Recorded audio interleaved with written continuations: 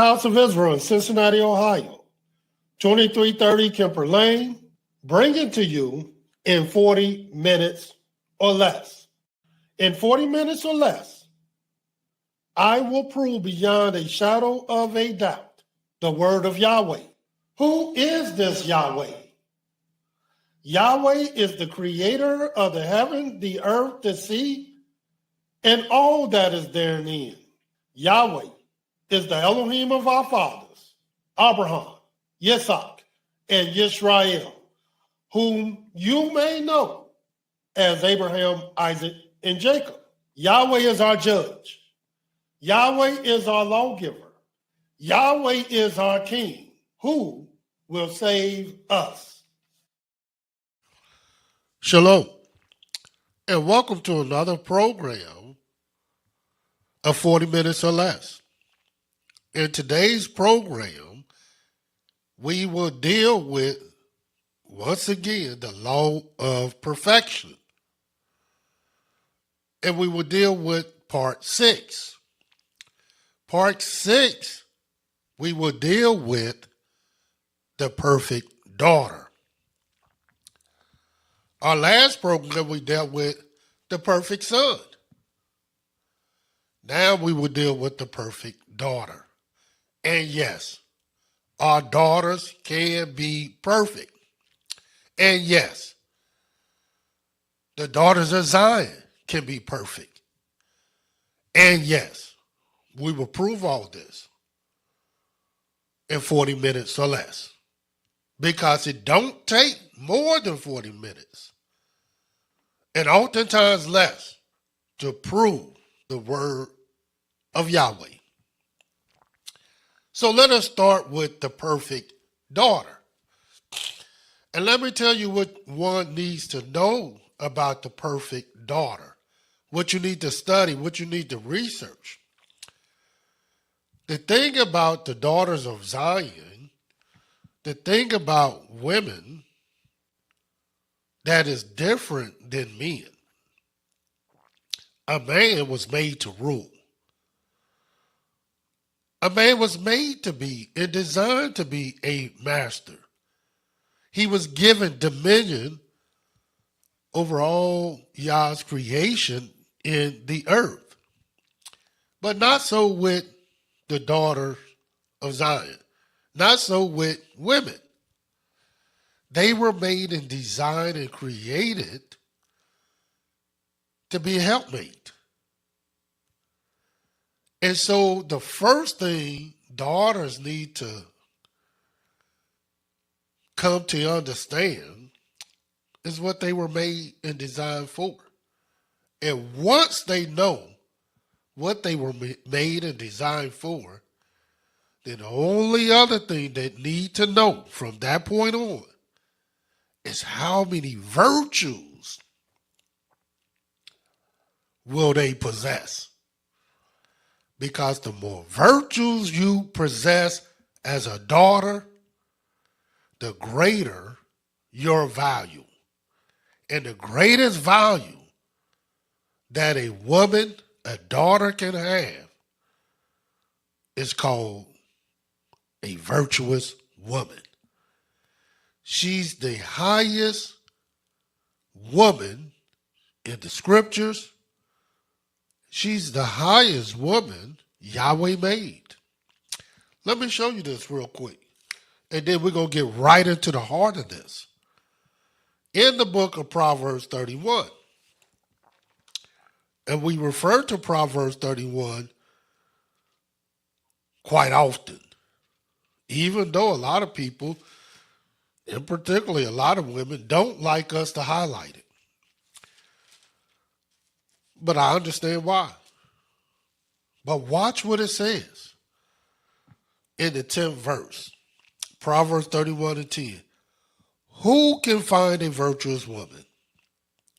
For her price is far above rubies. So as you can see, this woman, she's valued way higher than the various riches on the earth. It is better to have her than riches. It is better for a daughter to possess this than riches. And if you want to be perfect, a perfect daughter, then what you have to learn to study and know and get the knowledge of Elohim about is perfect women. Women who possess the various virtues that will consider them a virtuous woman. Now, there's many women that have virtues. Everybody got some type of virtue. That don't make you a virtuous woman. What make you a virtuous woman is the amount of virtues one will possess. And so I'm going to highlight 7 different women and show you the top virtues that one must possess for them to even be considered a virtuous woman. And a virtuous woman, according to the scriptures, she's perfect. And let me show you the first woman. The first woman is our foremother, Sarah. Look what the scripture said about Sarah right before I show you her virtue in the book of Isaiah. Isaiah 51. Watch what this says. Starting at the first verse. Hearken to me, ye that follow after righteousness, ye that seek Yahweh. Look unto the rock whence ye are hewn, to the hole of the pit whence ye are digged. Look unto Abraham your father, and unto Sarah that bore you. For I called him alone, blessed him, and increased him. In other words, the Almighty didn't want you to just look at Abraham, but he wanted you to also look at Sarah.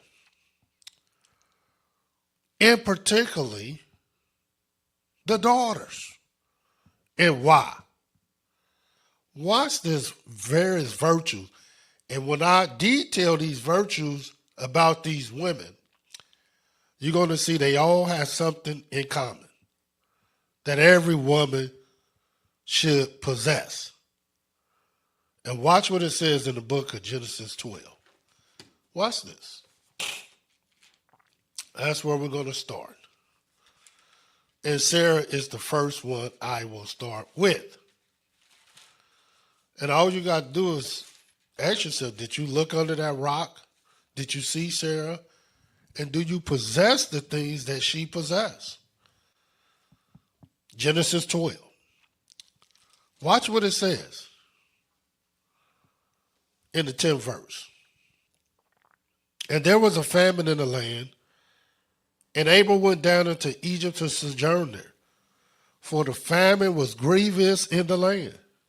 And it came to pass, when he was come near to enter into Egypt, that Sarah, that he said unto Sarai his wife, Behold now, I know that thou art a fair woman to look upon. Therefore it shall come to pass, when the Egyptians shall see thee, that they shall say, This is his wife. And they will kill me, but they will save thee alive. Say, I pray thee, thou art my sister, that it may be well with me for thy sake, and my soul shall live because of thee. And it came to pass that when Abram was coming to Egypt, the Egyptians beheld the woman, that she was very fair. The princes also of Pharaoh saw her and commended her before Pharaoh. And the woman was taken into Pharaoh's house. And he entreated Abram well for her sake. And he had sheep, oxen, and asses, men servants, maid servants, she asses, and camels. And Yahweh played Pharaoh and his house with great pleas because of Sarai, Abram's wife. In other words, what is this letting us know? Abram got scared he asked his wife to do something very difficult. In other words, he asked her to put her life on the line for his. And the question is, did she do it? According to the scriptures, she not only did it, but she was happy to put her life on the line for her husband. The scripture says about a virtuous woman, she will do no evil to her husband all her days. And her husband safely, the heart of her husband safely trusts in her. And why? Because she will have that ability and willpower to make sacrifices for her husband. That's how you know she's a virtuous woman. Not just any sacrifice. Anybody can do anything for anybody. But I'm saying she put her life on the line for him, for a man. But this man was her husband. And not only that, in the book of Genesis 16, turn there. We're talking about the perfect daughter.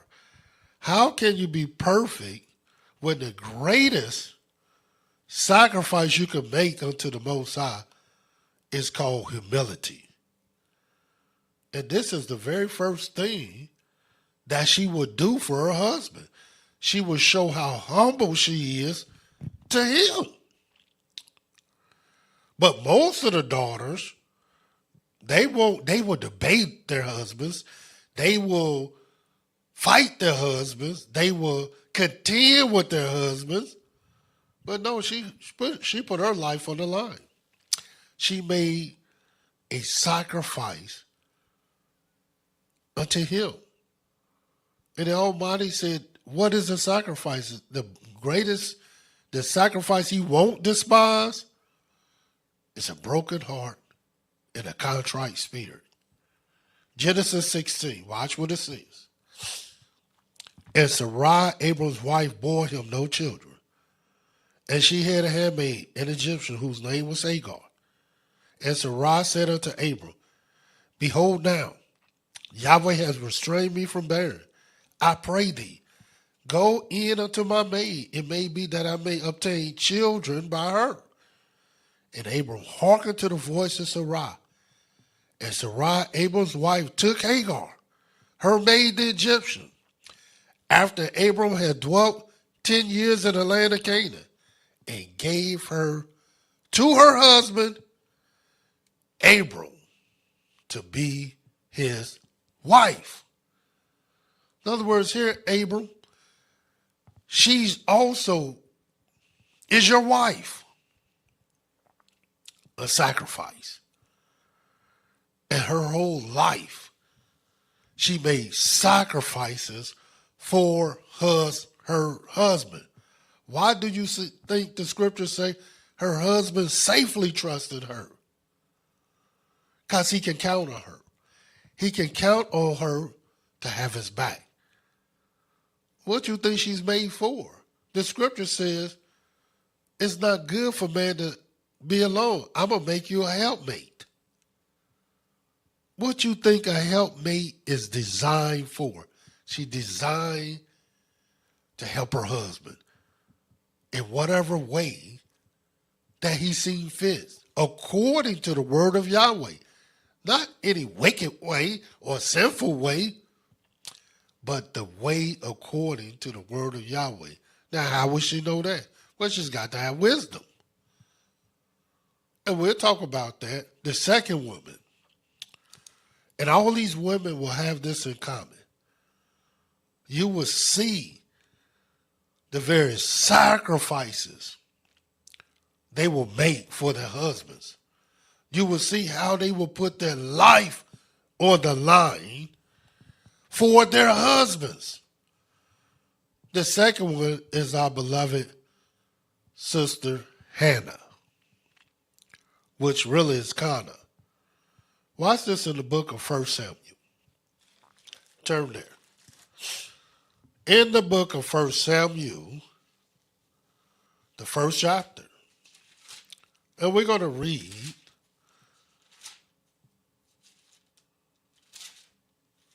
the 10th through the 12th verse. And this is what it says.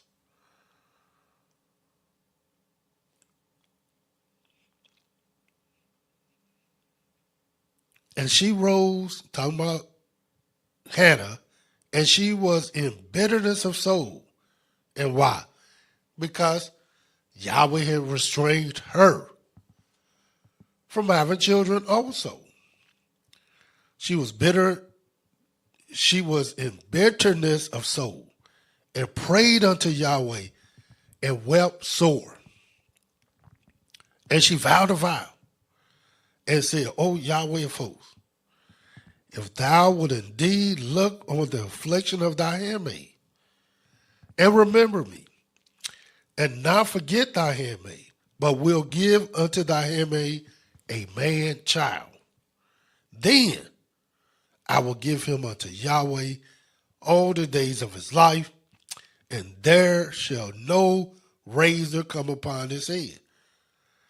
So what type of sacrifice is this? Where a woman who can't have children, having difficulty in having children, and everybody around her having children, she said, look, just give me a man-child, and when you give me the man-child, I'm going to give him to you. In other words, the very one thing she wanted, the greatest thing she wanted, she was giving back to the Most High. All she would do was raise this child until he's weaned, which is a few years old. And then the rest of his life, he will be with Yahweh, not with her. You see the sacrifices these women will make for their husbands. Her husband asked her, look, am I not better than 10 sons?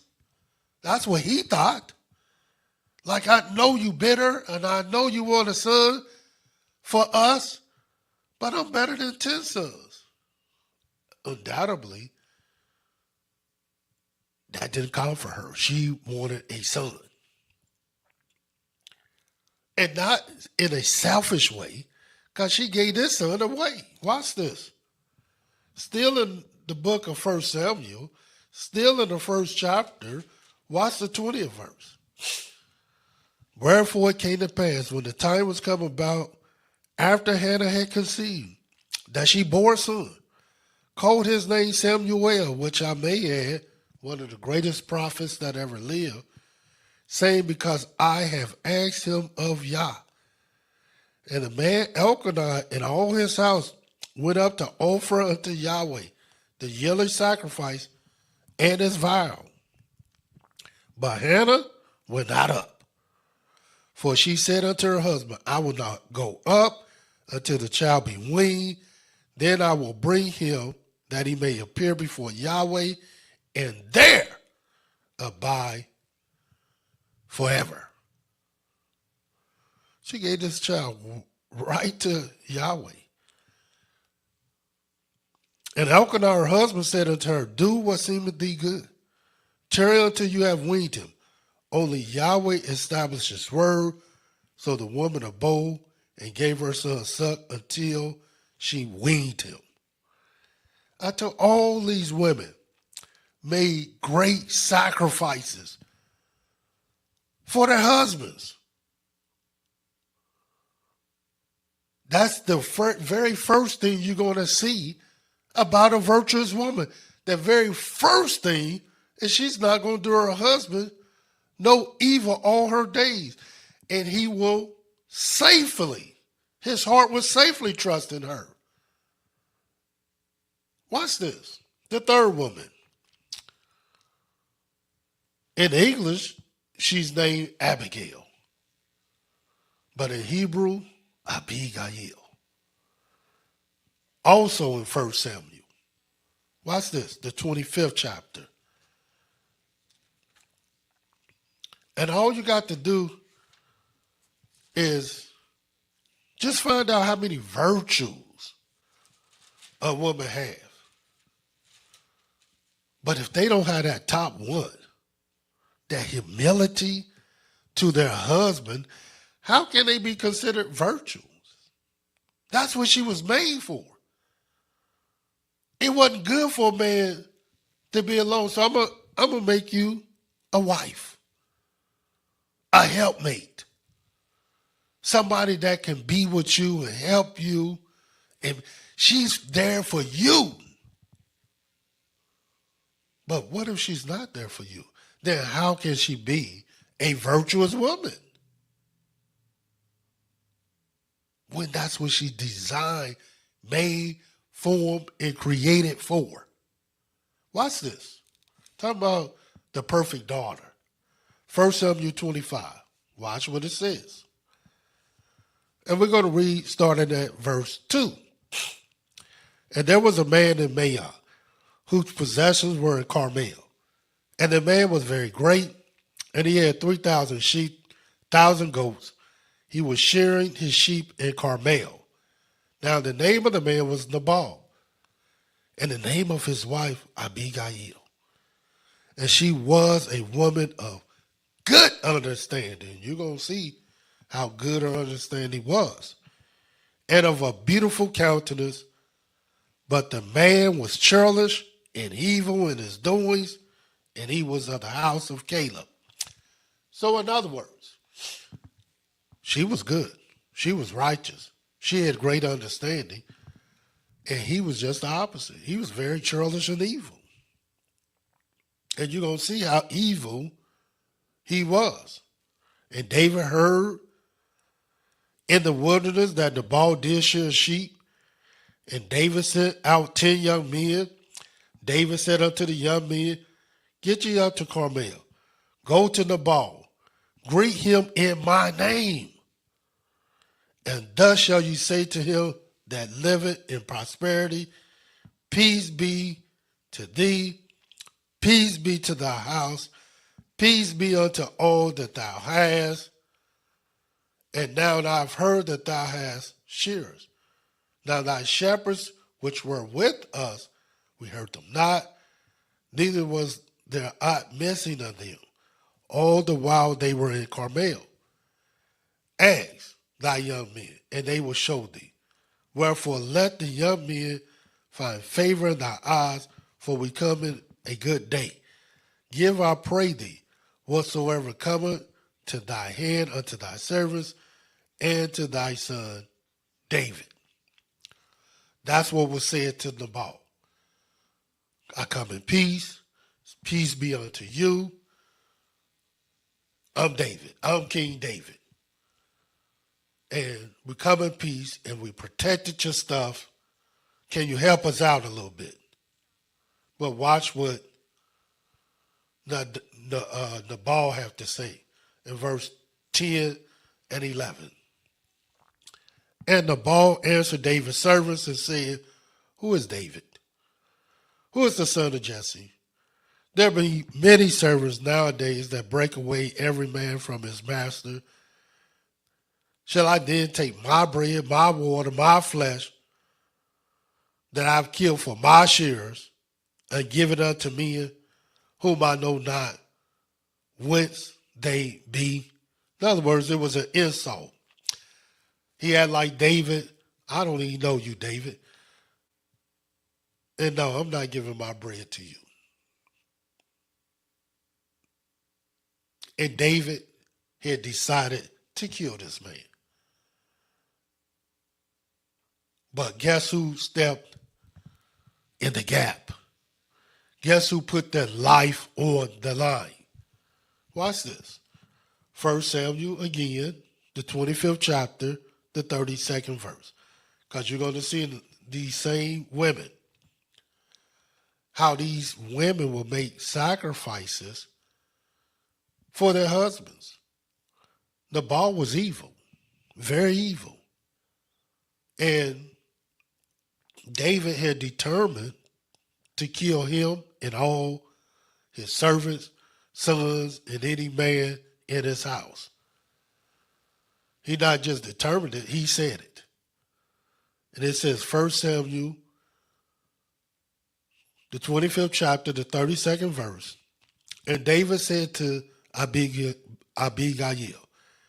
blessed be Yahweh, Elohim of Israel, which sent thee this day to meet me. Blessed be thy vice, blessed be thou, which hast kept me this day from coming to shed blood, from avenging myself with my own hand. For in verity, as Yahweh Elohim of Israel liveth, which have kept me back from hurting thee, except thou hast hasted and come to me, surely there had not been left unto Nabal by the morning light any that pissed against the wall. So David received of her hand that which he had brought him, and said unto her, go up in peace to thy house. See, I have hearkened to thy voice, and have accepted thy person.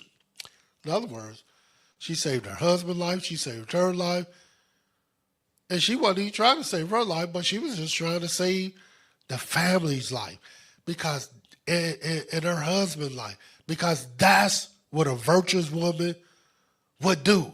In other words, that's what she made and designed to do, to be a helpmate. Anybody can help with dishes. Anybody can help with cooking. Anybody can help drive. But will you put your life on the line?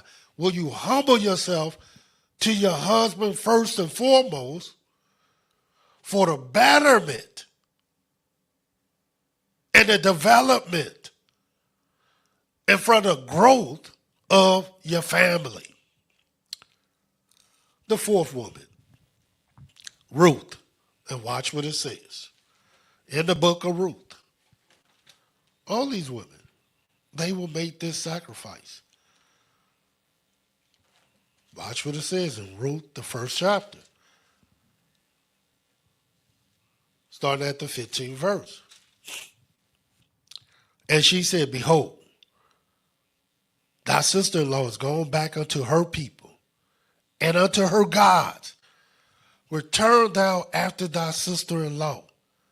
And Ruth said, entreat me not to leave thee, or to return from falling after thee. For whither thou goest, I will go. Where thou lodgest, I will lodge. Thy people shall be my people, thy Elohim, my Elohim. Where thou diest, will I die, and there will I be buried. Yahweh do so to me, and more also, if I but death part thee and me. And when she saw that she was steadfastly minded to go with her, then she left, speaking unto her. In other words, this was her sister left. This was her mother-in-law. And this woman was so virtuous, she wouldn't leave her side. She had nothing, nobody. This woman couldn't offer Ruth nothing, but she wouldn't leave her side. And why? Because she was a virtuous woman. And let me show you that. Watch this. The second chapter, Ruth 2, verse 10 through 12. Then she fell on her face, bowed herself to the ground, and said unto him, this is Ruth now, why have I found grace in thy eyes, that thou shouldest take knowledge of me, seeing I am a stranger, I'm not even a Hebrew? And Boaz answered and said unto her, it had fully been shown me all that thou hast done unto thy mother-in-law since the death of thy husband, and how thou hast left thy father, thy mother, the land of thy nativity, and are come unto a people which thou knewest not hereto. Yahweh recompense thy work, and a full reward be given thee of Yah Elohim of Israel, under whose wings thou art come to trust. Because when a woman, even if she don't have a husband, according to the scripture says in the Proverbs 31 that a woman that fears Yahweh, she shall be praised. And this woman decided, I'm going to be with Yahweh. I'm going to be with the Hebrews. I'm going to be a part of their family. This is a virtuous woman. The fifth woman I want you to see is in the book of Joshua, the 2nd chapter. And watch this. Because most people don't even think about this woman. But watch what it says. Joshua's 2. Starting at the very first verse. And Joshua the son of Nun sent them 2 men to spy secretly, saying, Go view the land, even Jericho. And they went and came into a harlot's house named Rahab, and lodged there. And it was told the king of Jericho, saying, Behold, there came men here tonight of the children of Israel to search out the land. And the king of Jericho sent unto Rahab, saying, Bring forth the men that are come to thee, which are entered into the house, for they be come to search out all the country. And of course, she didn't take heed to this. She hid the Hebrew men. And this is what the scriptures say in Joshua 2. Joshua 2, verse 9. And she said unto the men, I know that Yahweh hath given you the land, and that your terror is fallen upon us, and that all the inhabitants of the land faint because of you. For we have heard how Yahweh dried up the water of the Red Sea for you, when ye came out of Egypt, and what ye did unto the 2 kings of the Amorites that were on the other side of Jordan, Sihon and Og, whom ye utterly destroyed. And as soon as we had heard these things, our hearts did melt. Neither did there remain any more courage in any man because of you. For Yahweh your Elohim, he is Elohim of heaven above and in earth beneath. Now therefore I pray you, swear to me by Yahweh, since I have showed you kindness, that ye will also show kindness unto my father's house, and give me a true token. In other words, she didn't say bless her house, because it ain't her house. She said bless her father's house. And this was a harlot. But this harlot blessed Israel. This harlot didn't have to stand in the gap. She could have gave the men up. But no, she made a sacrifice. Put her life on the line. For who? Her father's house. And all she was a harlot. And guess what? She became blessed. And she became part of the house of Israel. The 6th woman, Tamar, in the book of Genesis, the 38th chapter. And this is what it says, Genesis 38. Showing you the sacrifices. That's the top thing right there. Where's your sacrifice for your family? Where's your sacrifice for your husband who you supposed to have been made for? Where is your humility? Where's your virtues? You can't be virtuous and then be a hellraiser to your husband, to your father, to his house. Genesis 38. And watch what it says in the 11th verse.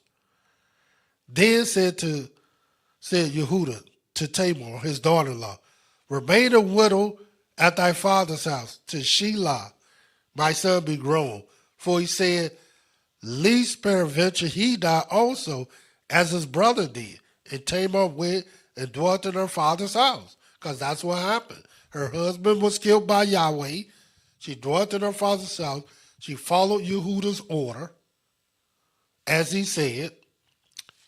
And then in the 15th verse, it says, when Yehudah saw her, he thought her to be a harlot, talking about Tamar, because she disguised herself as a harlot because Yehudah didn't do the right thing. And he didn't keep his word because she had covered her face. And watch this. I just want to get to the bottom line to this thing.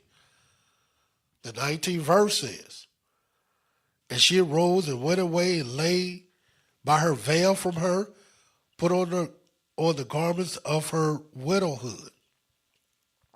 And this is the bottom line, the 24th through the 26th. And it came to pass, about 3 months after, she was told Yehudah, saying, Tamar, thy daughter-in-law hath played the harlot.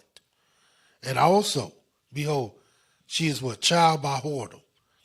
And Yehudah said, bring her forth, let her be burnt. When she was brought forth, she went to her father-in-law, saying, by the man whose these are, am I with child?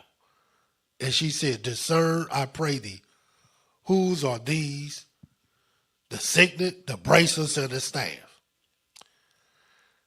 Yehudah acknowledged them and said, she had been more righteous than I, because that I gave her not to Shelah, my son, and he knew her again no more. In other words, she put her life on the line because she knew and realized he wasn't going to do the right thing. So she did the right thing by putting her life on the line. Because all the virtuous women, this is what they will do. And the last woman, Rebecca, in the book of Genesis 26. And it's a lot more women I could have read about. But I just want you to see the sacrifice, because that's the greatest thing you could do for Yahweh. The greatest sacrifice is humility. Because what is humility? It is honor. That's when we see your honor, when we see your humility. Genesis 26. And this is what a perfect daughter is. In the book of Genesis 26, the 7th verse, and the men of the place asked him of his wife. And she said, she is my sister. In other words, Isaac did the same thing Abram did to Sarah. But now Isaac doing it to Rebekah. For he feared to say, she is my wife. Least, said he, the men of the place should kill me for Rebekah, because she was fair to look upon. And it came to pass, when they had been there a long time, that Abimelech, king of the Philistines, looked out of a window and saw, and behold, Isaac was sporting with Rebekah, his wife. And Abimelech called Isaac and said, behold, of a surety she is thy wife.